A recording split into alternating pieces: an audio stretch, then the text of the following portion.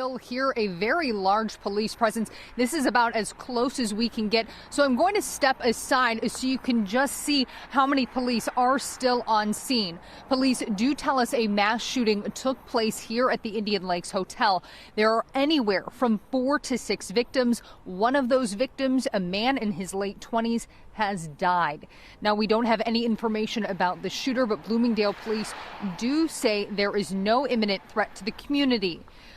Like Suzanne mentioned, police have been here on scene since about 2:30 this morning when they got a call about shots being fired on the 5th floor. Upon arrival, they witnessed several people fleeing from the hotel. During their investigation, they found several people shot. Some people were transported to the hospital via ambulance. Others drove themselves. Now, we have been told members of the SWAT team were going room to room to make sure there aren't any additional victims.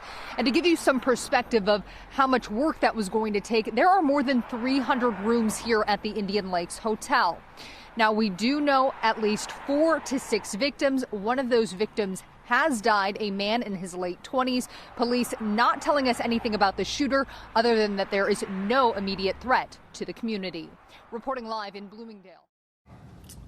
Today, the Bloomingdale Police Department received 911 emergency calls at approximately 2:35 a.m. at the Indian Lakes Hotel, which is at 250 West Schick Road in Bloomingdale, for shots fired.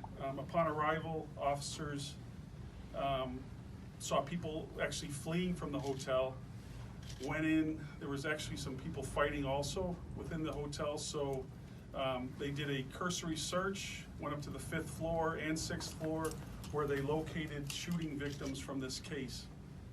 I just want to point out that I had a chance to watch some of the body cam video, and there's so much bad publicity that goes on with law enforcement. I saw some valiant efforts by law enforcement trying to save lives, and probably participated and played a role in saving people, putting tourniquets on people.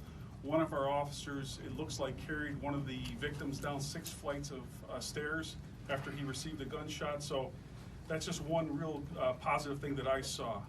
But unfortunately, during this event, there was one person that lost his life, and I will identify the decedent. His name is James McGill Jr. Last known address is out of the 7300 block of South Peoria in Chicago.